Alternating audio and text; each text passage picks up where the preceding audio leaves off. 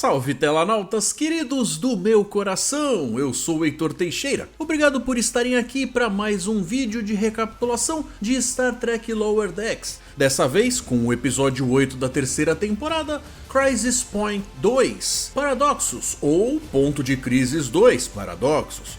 A partir desse ponto da temporada, nós podemos dizer que estamos entrando na reta final dos eventos, então vamos a algumas considerações sobre o episódio antes da recapitulação comentada. A Cerritos está no meio de uma dramática batalha espacial contra uma nave romulana. O formato da tela e o granulado de película nos mostram que estamos em um filme de holodeck. Na verdade, uma sequência do episódio 9 da primeira temporada, Crisis Point, Rise of Vindicta, onde a Mariner estava se fazendo de vilã para extravasar toda a sua raiva e frustração. Nessa historinha, apesar dos esforços da capitã Carol Freeman e a sua tripulação, os romulanos fogem com um dispositivo roubado de um cientista da Cerritos. Na minha forma de encarar o que foi apresentado dessa vez, eu diria que a proposta e o objetivo tiveram uma intenção de tocar em um assunto sério, metafísico e existencialista, sempre com o bom humor e leveza característicos da série, com uma narrativa que usa e abusa de metalinguagem, demonstrando autoconsciência até exagerada dos elementos da franquia para brincar, pintar e bordar com piadas e fazer provocações sobre as nossas pré-concepções desse universo ficcional. No entanto, tudo me pareceu bastante desconjuntado. É claro, como eu disse, o roteiro é super autoconsciente e faz alusão a essa quebra de regra e ritmo o tempo todo. O problema é que o script não chega a usar esse argumento da melhor forma, e isso acaba se perdendo de leve, como apenas mais uma das piadas amontoadas. Por outro lado, eu também não achei o episódio ruim, antes que você me pergunte. Não é isso, é que me pareceu uma oportunidade desperdiçada de entregar algo especial de verdade. O humor, frequentemente, é usado como uma ferramenta para nos fazer baixar a guarda, e é bem comum que seja das comédias, que às vezes venham as maiores provocações filosóficas e até alguns bons dramas sobre autoconhecimento.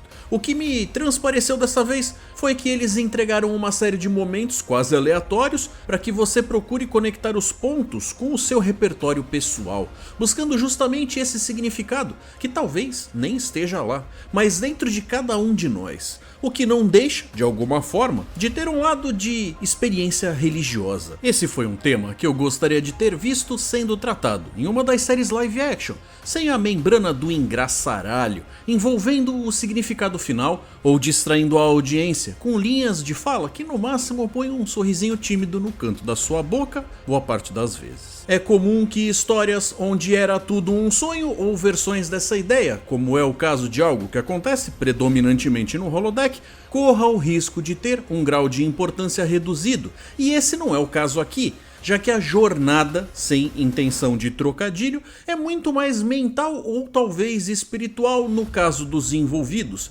Então, só para reforçar, eu não desgostei do episódio e percebo a força da proposta inicial. Eu só acho que o acúmulo de quebras e desvios possam estar tirando um pouco desse brilho. Pessoal, eu preciso da ajuda de vocês para aumentar a relevância do canal na tela e assim fazer com que os meus vídeos cheguem em mais pessoas que podem se interessar. Deixem seus likes, isso é sempre importante, além de me manter motivado. Ajuda a mostrar para o algoritmo do YouTube que vocês curtem esse tipo de conteúdo. Inscrevam-se e ativem as notificações. Quem é da casa aqui na tela sempre fica sabendo dos lançamentos antes de todo mundo. Bom, eu deixei as minhas impressões gerais sem estragar nenhuma grande surpresa, mas agora eu vou me aprofundar no papo e recapitular tudo de mais relevante, deixando os meus comentários a cada passo, então estejam avisados quanto a spoilers. A bordo da nave romulana, as trigêmeas Melpnar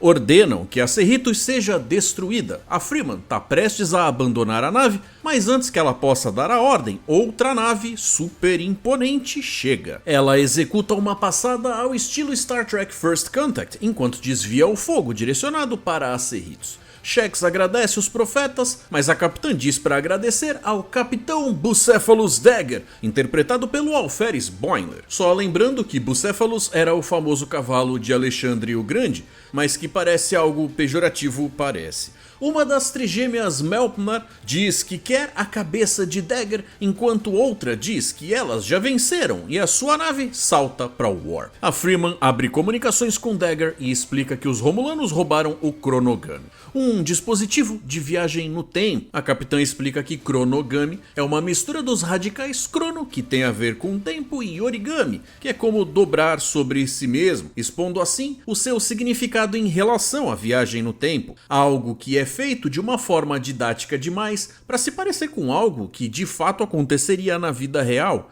E o lance da Mariner tirar sarro disso tem a ver com o que eu disse sobre o roteiro ser autoconsciente e buscar a metalinguagem. Uma mensagem recebida do mundo real interrompe o programa para o Boimler, que congela o programa do holodeck e vai atender, já que o comandante Hanson ordena que ele se apresente em seu escritório. A Mariner faz suas críticas em relação à trama da holonovela do Boimler ser de viagem no tempo, e eles falam sobre essa história ser um derivado da trama que ela criou para Rise of Vindicta. A Mariner comenta que os Romulanos usando o Chronogami vão resultar em uma linha do tempo cinematográfica alternativa, onde todos são interpretados por atores diferentes e mais jovens. E é claro que eles estão tirando sarro de Star Trek de 2009, dirigido por J.J. Abrams. Pouco tempo se passa com os colegas tendo ficado na simulação quando Boimler retorna ao holodeck abatido.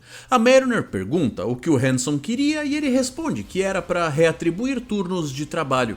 À medida que os créditos terminam, a Tendi pede a todos que entrem no personagem. Esse é um ponto importante, principalmente para quem tá na segunda assistida do episódio e já tem informações relevantes que só serão entregues depois, mas fazem você ver as coisas com outros olhos a partir daqui. O que foi dito para ele pelo Hanson teve um teor de perda pessoal bem grande e gera uma busca por significado que dará o tom de tudo, mesmo em meio ao aparente caos e suposta falta de coerência narrativa. Dentro da simulação, estamos em Europa, laboratório temporal da Frota Estelar, no laboratório da doutora Helena Gibson. Fica claro que na história, ela e Dagger, o personagem do Boimler, têm um envolvimento romântico. No entanto, ele parece estar agindo de forma a apenas mover a trama à frente de forma burocrática e desinteressada. Afinal, ele ainda não absorveu o que lhe foi dito pelo comandante. A Gibson mostra o conceito que sustenta o Chronogami. O Shax observa que os Romulanos poderiam atacar em qualquer lugar ou hora, e isso poderia impedir que a Frota Estelar existisse. Tantas vidas simplesmente desapareceriam, diz o Boimler,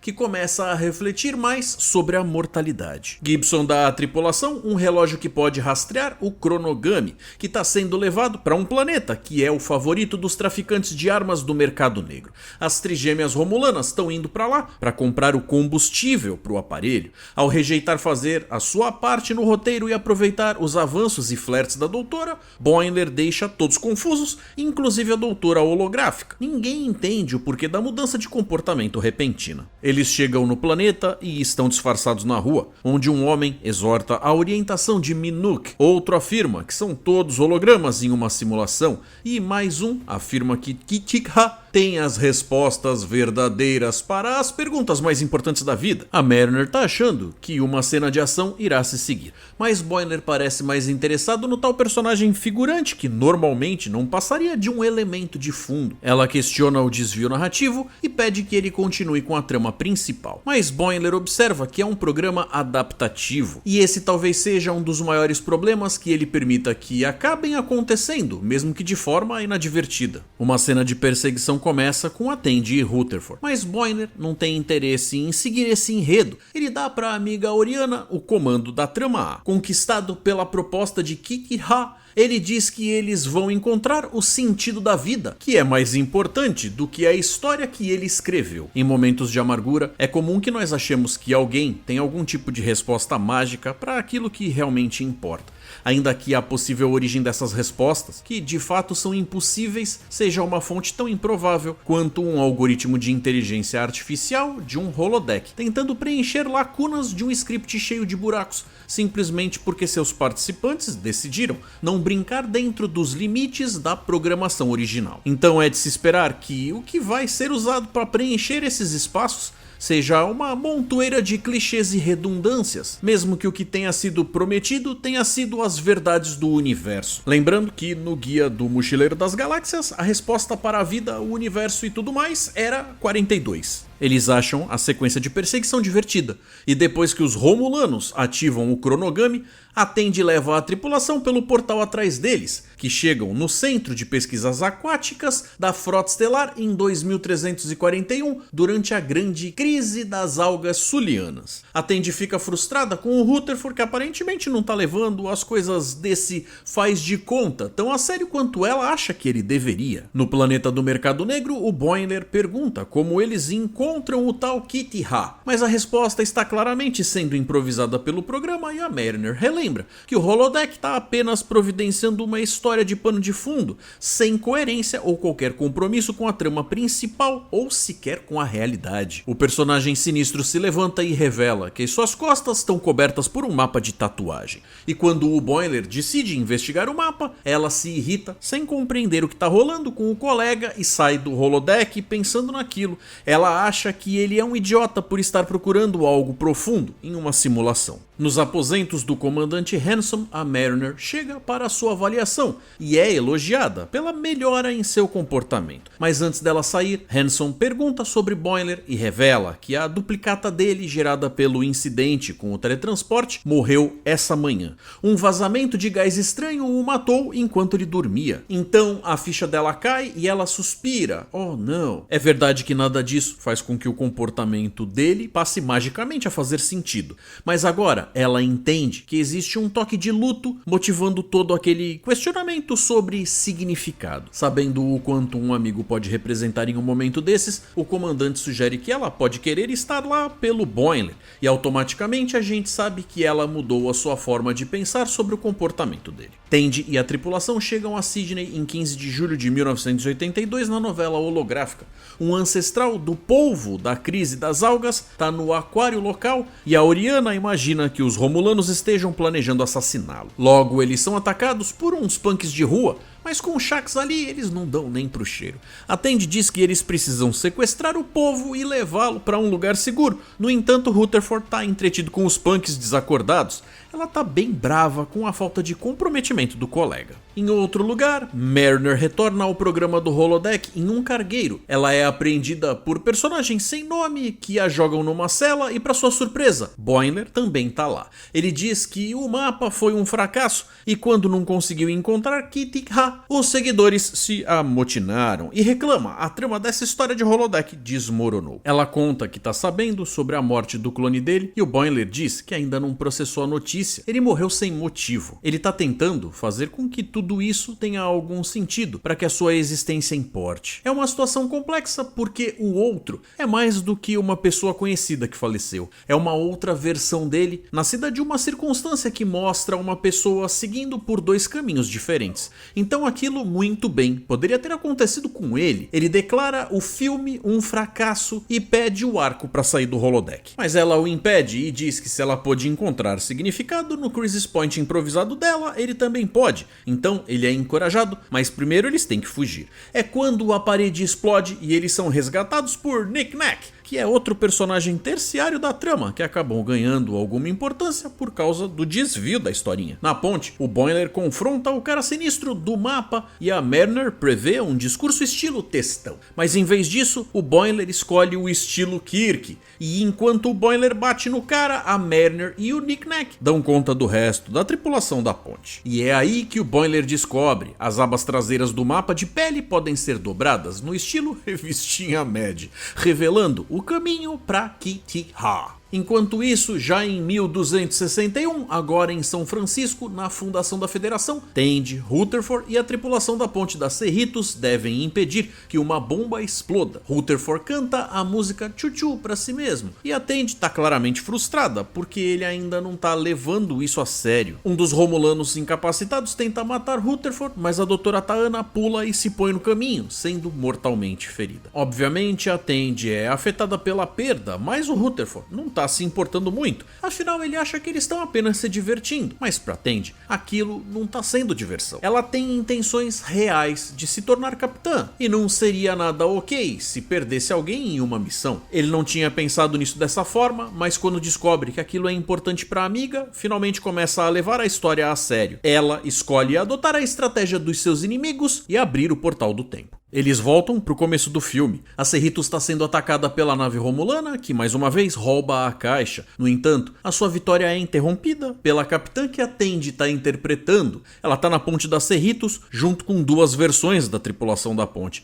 e revela que os romulanos não pegaram o Chronogami. O que eles levaram para dentro da sua própria nave foi uma bomba, cuja aparência, inclusive, é baseada na que aparece no filme Nêmesis. A nave inimiga explode e todos comemoram a vitória. Na terceira lua de Shatanari, Boimler e Mariner descem e encontram uma divindade senciente da montanha, Kit-Ha, que se mostra pronta para responder suas perguntas. Essa entidade faz alusão ao falso deus que aparece em Star Trek V, inclusive aos monstros de pedra que nunca chegaram de fato a ser filmados, mas estavam no roteiro. Bom, filmado foram, né? Até aparecem nos extras do DVD. Um homem chamado William Boimler morreu, diz o alferes. Foi sem sentido. Para que serve a vida? Mas tudo que Kit-Ha oferece é uma série de chavões e clichês vazios. E é óbvio que não era isso que ele queria ouvir. Então, furioso, ele começa a bater em Kit-Ha. Ela o desencoraja, mas ele não tá escutando com a razão. Os golpes acabam criando um buraco na pedra que compõe Kit-Ha. Lá dentro, Boimler encontra uma placa que diz Kit-Ha. Ele limpa as letras empoeiradas e revela Wright Flyer Kit-Hawk NC, que faz alusão ao primeiro voo dos irmãos Wright. A revelação é um absurdo, inclusive porque todo mundo sabe que o primeiro voo oficial foi do Santos Dumont.